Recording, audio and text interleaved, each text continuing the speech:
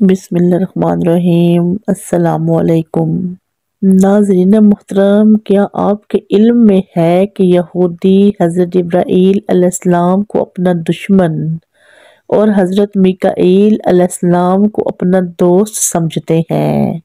آج کی اس ویڈیو میں ہم آپ کو اس حقیقت کے بارے میں بتائیں گے۔ یہودی کبھی اللہ کی پسندیدہ قوم ہوا کرتے تھے، لیکن تکبر، فرعونیت اور شرک نے ان پر بدبختی کی مہر لگا دی اور اللہ نے یہودیوں کو دردناک عذاب سے دوچار کیا۔ یہودی وہ لوگ ہیں جنہیں حرف عام میں بنی اسرائیل بھی کہا جاتا ہے۔ ان کا مذہب دنیا کی اہم ترین مذاہب میں شامل ہے۔ ان کو بنی اسرائیل اس لیے کہا جاتا ہے کہ یہ حضرت یعقوب کے ماننے والے تھے، اور حضرت اسرائیل حضرت یعقوب علیہ السلام کا لقب ہے۔ شاید مسلمانوں سے ان کی نظریاتی دشمنی اس لیے بھی ہے کہ یہ بنی اسرائیل کو بہت سی قوموں سے اعلیٰ و برتر جانتے ہیں، مگر یہ بھی مانتے ہیں کہ اب ان سے یہ اعزاز چھین لیا گیا ہے۔ ان کے مذہب کی اہم بات یہ ہے کہ کوئی بھی شخص بآسانی ان کے مذہب میں شامل نہیں ہو سکتا، بلکہ یہودی ہونے کے لیے آپ کو سخت شرائط کا سامنا کرنا پڑتا ہے۔ دوسرا، بہت ہی کم ایسا دیکھنے میں آیا ہے کہ کسی یہودی نے اپنا مذہب چھوڑا۔ یہ لوگ اپنے مذہب کے بارے میں بہت سخت ہیں، مگر یاد رہے کہ یہ وہی قوم ہے جس پر اللہ تعالیٰ نے سب سے زیادہ لعنت کی ہے۔ اس قوم نے حضرت یحییٰ علیہ السلام کا سر قلم کروایا تھا اور حضرت موسیٰ علیہ السلام کو کہا تھا کہ وہ جب تک اللہ کو اپنی آنکھوں سے نہ دیکھ لیں ایمان نہ لائیں گے۔ یہ وہ قوم ہے جس پر اللہ تعالیٰ نے نہ صرف قرآن پاک میں بلکہ ان کے اپنے صحیفوں میں بھی لعنت کی ہے۔ ان سب باتوں سے ظاہر ہوتا ہے کہ یہ قوم شروع سے ہی نافرمان قوم رہی ہے، اور مسلمانوں سے ان کی دشمنی خاص کر اس لیے بھی ہے کہ ان سے امامت کا حق چھین کر اللہ نے مسلمانوں کو عطا کیا اور یہودیوں پر لعنت بھیجی۔ معزز ناظرین گرامی، یہودی حضرت جبرائیل علیہ السلام کو بھی اپنا سخت دشمن سمجھتے ہیں، کیونکہ وہ وحی کے ذریعے حضور اکرم صلی اللہ علیہ وآلہ وسلم کو ان کی سازشوں سے آگاہ کرتے تھے۔ یہودیوں نے جب حضرت جبرائیل علیہ السلام کو اپنا دشمن کہا تو اس پر اللہ تعالیٰ نے سورۃ بقرہ میں ارشاد فرمایا کہ کہہ دو کہ جو شخص جبرائیل کا دشمن ہو اس کو غصے میں مر جانا چاہیے۔ اس نے تو یہ کتاب خدا کے حکم سے تمہارے دل پر نازل کی، جو پہلی کتابوں کی تصدیق کرتی ہے اور ایمان والوں کے لیے ہدایت اور بشارت ہے۔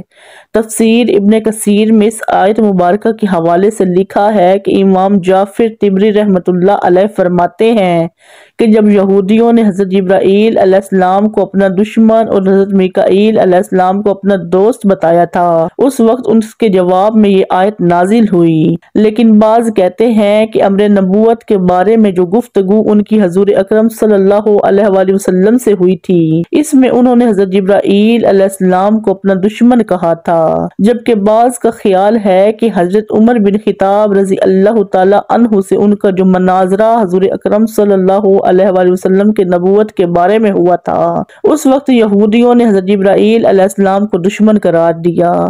حضرت ابن عباس رضی اللہ تعالی عنہ فرماتے ہیں کہ یہودیوں کی ایک جماعت رسول مقبول صلی اللہ علیہ وآلہ وسلم کے پاس آئی اور کہا کہ ہم آپ سے چند سوال کرتے ہیں جن کے صحیح جواب نبی کے سوا کوئی اور نہیں جانتا۔ اگر آپ سچے نبی ہیں تو ان کے جوابات دیں۔ آپ صلی اللہ علیہ وآلہ وسلم نے فرمایا، بہتر ہے جو چاہو پوچھو، مگر عہد کرو کہ اگر میں ٹھیک ٹھیک جواب دوں گا تو تم میری نبوت کا اقرار کر لو گے اور میری فرما برداری کے پابند ہو جاؤ گے۔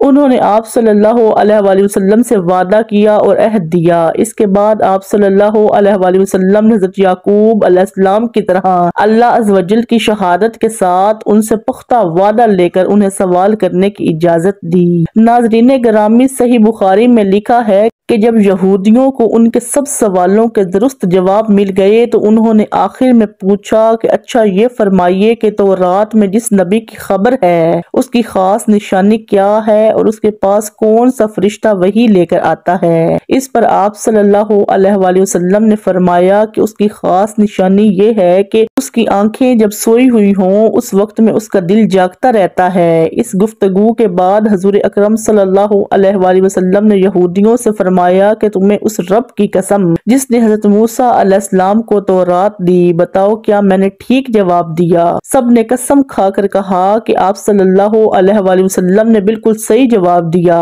اب ہمارے اس سوال کی دوسری شق کا جواب بھی عنایت فرما دیجئے۔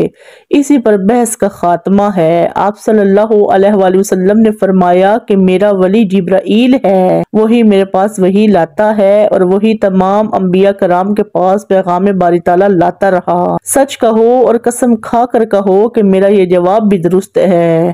یہودیوں نے قسم کھا کر کہا کہ جواب تو درست ہے، لیکن چونکہ جبرائیل ہمارا دشمن ہے، وہ سختی اور خون ریزی وغیرہ لے کر آتا رہتا ہے، اس لیے ہم اس کی مانیں گے اور نہ ہی آپ کی مانیں گے۔ ہاں اگر آپ صلی اللہ علیہ وآلہ وسلم کے پاس حضرت میکائیل علیہ السلام وحی لے کر آتے جو رحمت، بارش اور پیداوار وغیرہ لے کر آتے ہیں اور ہمارے دوست ہیں تو ہم آپ کی تابعداری اور تصدیق کرتے ہیں۔ یہودیوں کی کتاب میں بھی حضرت میکائیل علیہ السلام کے بارے میں لکھا ہے کہ قوم یہود کے لیے وہ زیادہ معتبر فرشتہ تھے، جبکہ حضرت جبرائیل علیہ السلام یہودیوں کے دشمن ہیں۔ ناظرین گرامی، یہودی شاطر اور چلاک قوم ہے۔ یہودیوں کا بادشاہ الیگزینڈر بھی ہو گزرا ہے جس نے مسلمانوں کا بے تحاشا خون بہایا۔ کہتے ہیں کہ اس ظالم بادشاہ نے اتنے مسلمانوں کو ذبح کیا کہ ان کا خون گھوڑوں کی سموں تک پہنچ چکا تھا، جس پر الیگزینڈر نے مرغونی لہجے میں کہا کہ بلاؤ اپنے نبی کو، کہو کہ وہ تمہاری مدد کرے، جس پر سلطان صلاح الدین ایوبی نے قسم کھائی تھی کہ میں یہودیوں کو بھی اتنا ہی ماروں گا جتنا انہوں نے مسلمانوں کا خون بہایا ہے۔ دوسرا، میں الیگزینڈر کی گردن اپنی تلوار سے کاٹوں گا۔ اس کے بعد صلاح الدین ایوبی نے بیت المقدس آزاد کروایا، مگر قتل عام کی قسم کو پورا نہ کیا بلکہ اپنی قسم کا کفارہ دیا، یہاں تک کہ صلاح الدین اور ان کے بھائی نے یہودیوں کے سرداروں کو اپنی جیب سے پیسے دے کر ان کو آزاد کروایا اور عیسائیوں کے قلعے تک چھوڑ کر آئے اور ساتھ میں سامان مہیا کیا۔ ادھر عباسیوں نے ان کے مال اور ان کی عورتوں پر اپنا قبضہ کر لیا، جس پر یہ کہتے پھر رہے تھے کہ اچھا ہوتا جو ہم مسلمانوں کے ساتھ رہتے، مگر صلاح الدین ایوبی نے اپنی دوسری قسم پوری کی اور الیگزینڈر کا سر اپنے ہاتھوں سے قلم کیا۔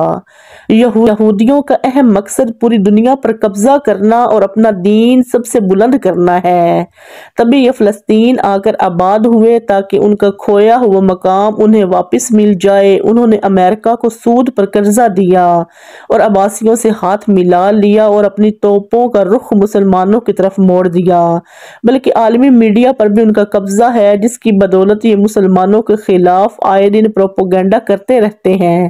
ان کا اگلا مقصد ہولوگرام ٹیکنالوجی کے ذریعے ایک شخص کو حضرت عیسیٰ علیہ السلام کے طور پر ظاہر کرنا ہے کہ جب حضرت عیسیٰ علیہ السلام کا ظہور ہو تو مسلمان جن کو یہ پہلے ہی ہولوگرام ٹیکنالوجی کے ذریعے آسمان سے اترتا ہوا دیکھ چکے ہوں تب ان پر کوئی یقین نہ کرے، کیونکہ کچھ سال پہلے چین میں اسی ٹیکنالوجی سے آسمان پر ایک پورا شہر دیکھا جا چکا ہے۔